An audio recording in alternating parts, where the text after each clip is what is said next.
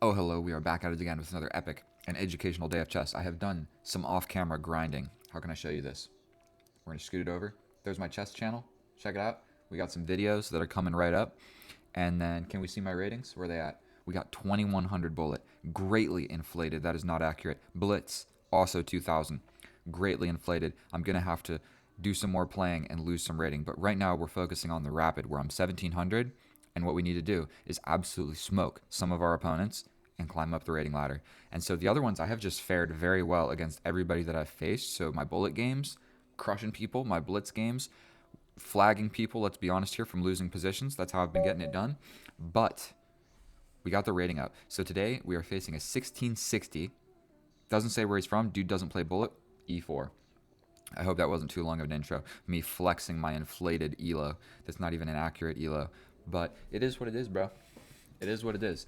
We're all a little bit sad that Zip Ties and Lube is shut down. We have e4, e5. We bring the bishop out to start the bishop's opening. How will our opponent react to this? Pushing a pawn on the side of the board. It's not going to make him lose the game, per se. You don't want to play chess like this. Straight up. These moves do not address what is going on in the position.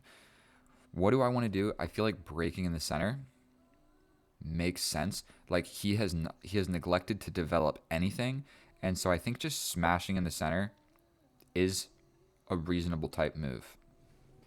So we're just going to go ahead and do that.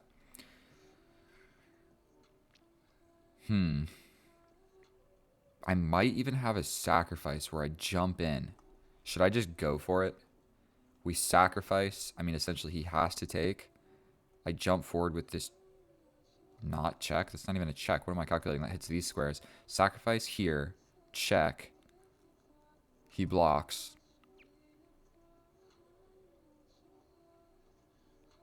We hit him with this check. He blocks like this. I don't think it's worth it. It's not going to work out. And I'm not going to waste all of your guys' time thinking and pondering about a sacrifice that does not make any sense. So we do have +5. So essentially, I will not lose this game on time. I will lose this game or win this game by making a blunder. And so he goes ahead and he brings the queen out. I think what we're going to do is we're going to draw the queen into the center of the board because we can take, and then the knight jumps out. And this is defended. So I think we're going to just take. Essentially, he has to take back. I mean, he could try to do something else. But now we throw the knight forward. This is defended. He has no checks. And it just looks like we've got a nice position. And so what's going on in this position is our opponent has neglected to develop any of his minor pieces. His most advanced piece is his queen. And right now it's going to show that I got to win a tempo-winning move. Now, trading the queens and letting him develop a piece is potentially not the best thing for me. I don't want to trade the queens, so what I'm thinking about is jumping forward with my knight. We're applying pressure to this square, and we're kind of taking this away. And if the knight comes out, we might just go ahead and try and fork. I think that would actually work. Okay. Officially, we have our first tactic in the position. We jump in. We attack the rook. We attack the bishop. If he takes with check, he might do so out of desperation, but it's not actually going to fix our opponent's problems. So we jump in. For one, the queens see each other, but I'm attacking the rook. So if he trades and I take, this fork still exists. So if I jump in and he moves the rook, then I just take the bishop for free. So this is the correct move, and that is what we're going to play. Essentially, because he has not developed anything, he did not develop this knight, this bishop is undefended. So he trades. Sometimes people do this out of desperation. And so the problem he had in the position was this fork. Trading the queens does not address that fork. The fork is still very much there. And so he doesn't have a check to get out of it. And so the knight can't even move. So he essentially has to move up here, and then I just take and I'm attacking the rook. And so going back, so now we're just going to grab this straight up. The knight still cannot move. I can jump forward and attack this.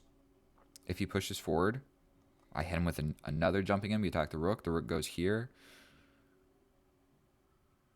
then my knight is kind of screwed. I could jump like this, and if he pushes, I hit him with a check. But then he just steps up, and then all my pieces are hanging. So, I mean, we're up the exchange. I need to develop my last minor piece. If I develop here, I might simply get hit with this, and that's going to open up a place for his bishop. So I think we're going to just throw my bishop on this diagonal instead, so that his bishop does not come out here. Okay. This bishop is stuck on this diagonal now. He can't really get out this way. My knight can't really go forward. We're going to castle.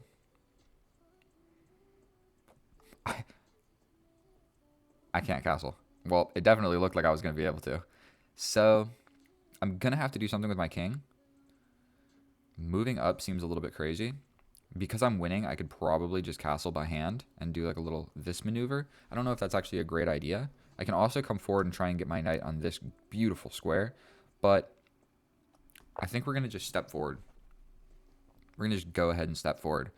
And so now I know that the position is like a +2, a +3 position, most likely.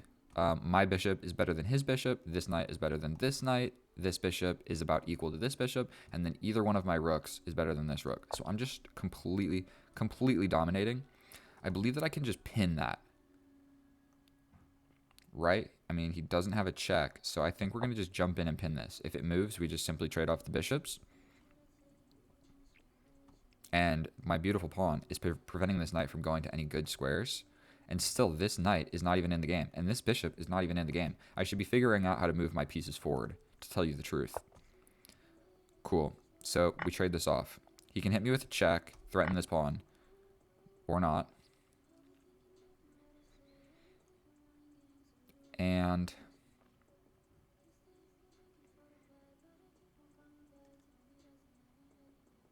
I think we're going to move the knight to the middle of the board with the idea of going here, but also being able to push my pawn. So if he pushes here, I mean, he attacks my knight and this pawn, essentially. That would not be so great for me.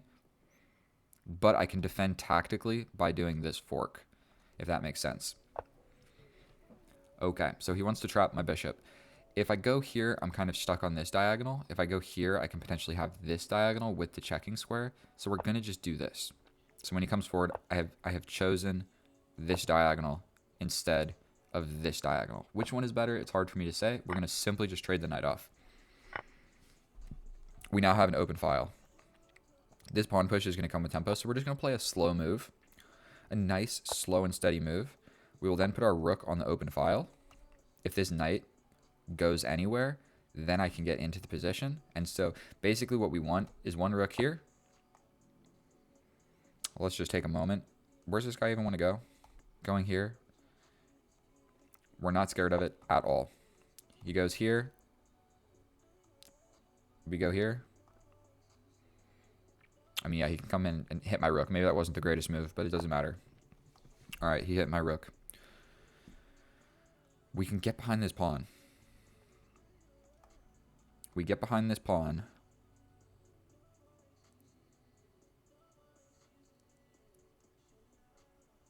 My rook gets a little bit screwed over there. So we're just all the way back. All the way back. Sorry for jumping the gun and putting my rook there. What we want is like my rook sliding over here and the other rook infiltrating, or just simply stacking the rooks like so and then forcing the trade of this rook. That's basically what we want. Okay, so now what we're going to do is double the rooks. We have two rooks. We control this file completely. Now if the knight goes anywhere, I get in with check. So something like this might make sense in the future. Like just clarifying what's going on with this pawn structure. This knight is undefended, but it's actually kind of a nuisance for me in my position. Okay. It's time we do something about the pawns. The way we win this is essentially rush on into an endgame and just win, because I'm the one with two rooks. So essentially if we trade one rook in one of these pieces, we're good to go. So I'm thinking about this. If he takes, I just take back. If he takes, we take back. It's defended by the bishop. Defended by the bishop. Next step will be push this pawn forward. Then I'll have pawns on these dark squares. My bishop could even go here and attack this diagonal again, because even if this pawn moves, my diagonal is pretty secure. And even if we see something like this, I can still just jump forward and attack this knight. Right. So we're going to go forward and attack the knight. I mean, if he goes back here, he has no future ever. If he goes back here, he blocks the bishop, and we just hit him with check, and then he comes in, and I can hit him with maybe another check or something. I don't know. I also have this check available. So his position is just falling apart. My small advantage is just growing exponentially at this point. And we just need to make smart moves and keep playing forward. So what we're going to do is just pin that knight. The knight is now pinned. And also, his bishop sucks so bad. Okay, so the king steps over, but we're still going to hit him with this check. He's going to have to step here. So we're going to do a little calculation. Here, here, here, here, here, and then he comes back and we trade the rooks. So this is what we're going to do. Quick calculation. It's actually easy to calculate most of this because it's really forcing. We give this check. King only has one move. Boom. Then we go ahead and take this. He essentially only has one move to take. Then we have this check. Again, he could come forward, but then we just grab the bishop for free. So he's not going to do that. He's going to bring the rook back, and we're going to trade everything off. And then he's only left with this bishop. So we give him the check. He has to step back. He steps back. We capture this piece. Follow along with me here. We capture this piece. He takes. We step in with check. Okay. We step in with check. If he doesn't block with the rook, we grab this for free. We can also just checkmate. What do you guys want me to do? Should I just checkmate him, or should we simplify this into keep going? Should we keep going? Let's, I mean, this is checkmate in one. But let's just go ahead and win the bishop. Because why not? We're still going to win the game. And so what we're going for now is check and bring the other rook. Then we have two rooks on this rank. And essentially we're just going to gobble everything. And there's nothing he can do about it. He could even resign at this point. But yeah, mate in one was a little too easy, I believe. We can also step in like this. He's going to step here. Then we come in and attack that pawn. Or he resigns. Yeah, so I could have just given him the mate in one. Good chess lesson. So let's check this with the computer. I'm not convinced that I played 100% accurate because I never have ever in my life ever. But I think that was fairly accurate because it was basically just simplifying down. And so we're going to check it with the computer, and I will see you over there. And here we are on the analysis. And playing this game actually gave me an idea. I've been playing like 15 and 1600s, and it's been like pretty even until the end game where they make a mistake and then I'm able to win. But this game was a little bit different. I feel like I just steamrolled our opponent because he made some weak moves in the beginning and I was able to punish it. And so it was pretty obvious for me, but maybe it can be a little bit more instructive to people that are newer at chess and they don't understand why playing pawns on the side of the board are generally like, these are just not good moves. It doesn't address the center and it gives me a huge lead in development. Furthermore, so the correct way is I'm supposed to just get super active. Just bring the queen out with a threat of checkmate. He has to react to it. But whatever. We smash open in the center. And then yet again, he's pushing pawns, which just doesn't address anything. Now, to further worsen his position, for one, this diagonal is open. For two, this pawn structure is not safe. And then for three, he brings the queen out. But I can simply take. Then when he takes back, he was supposed to just completely let me take this pawn and win it back later. But when his queen comes and takes in the center, I get to develop yet another piece. And so now I have three of my minor pieces, like getting ready to attack. And the only piece he has developed is the queen. And that's a terrible, terrible way to play chess because basically you can't trade the queen for anything but the queen. And so if it gets attacked by something, you simply have to move it, and it's a tempo winning move. So he goes here. I don't want to trade queens, so I go ahead and I throw my knight in the middle of the board. Then, to get my knight to move, he makes yet another weakness. And when you push a bunch of pawns on light squares, you have to think what's going on. Look at all these holes on the dark squares. And so all of these squares are not defended by pawns anymore, or like occupied by pawns. So my knight can jump in. Technically, going and attacking this queen is the best because the queen will have to move, and then I get this fork, and I win this. And once I win this rook, this this knight is no longer defended. So technically the best line here is attack the queen. The queen moves. I hit him with check. He does something. Then I win this. And not only that, this knight is also undefended. So that was the best line. But in chess, if you calculate a line and it's winning, do you really need to spend more time in calculating another line that's more winning? Sometimes, and sometimes no. So when I see that I'm simply going to win a piece here, I'm either going to win the rook or win a piece. And then the trading the queens is yet another instructive moment. So this is the problem. This is the issue.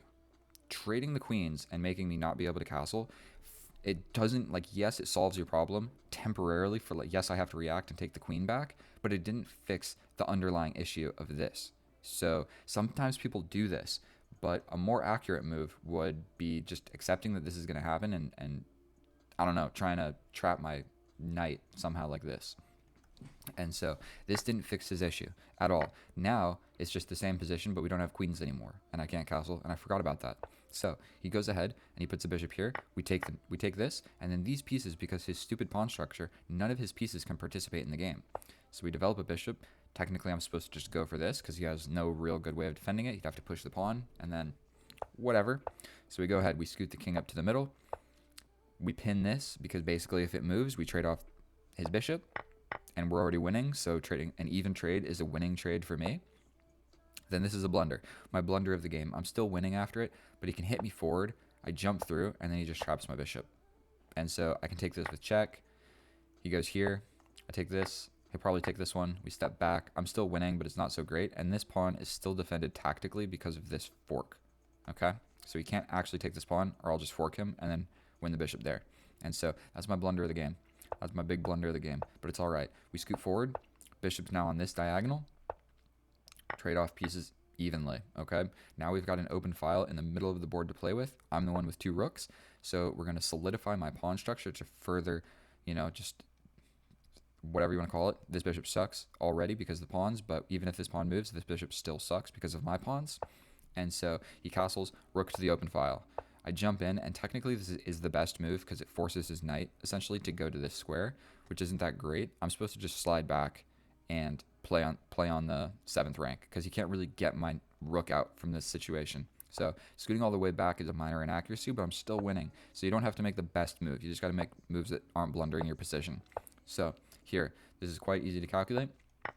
This is defended. I scoot forward. It's a vacating square for my bishop wants to be on this square and this diagonal. The knight has to move somewhere.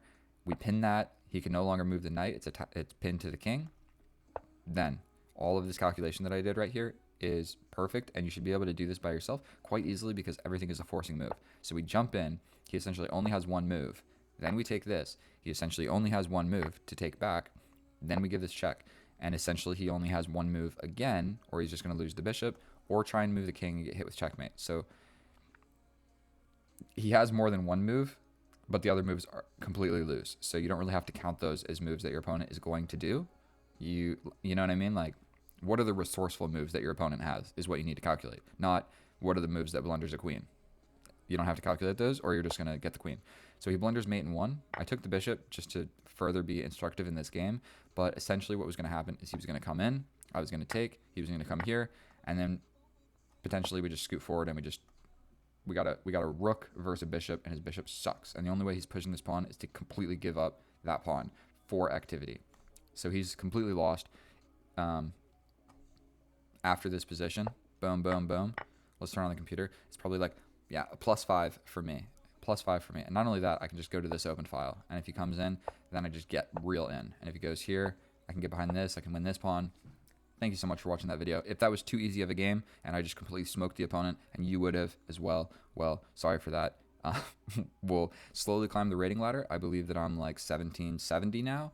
And so thank you so much for watching. It's been a pleasure playing for you. I hope you learned something. If you haven't subscribed, please subscribe. Watch all of my videos. Share them with all your friends. And that's what we're doing here. All right. Thank you so much. I'll see you guys next time.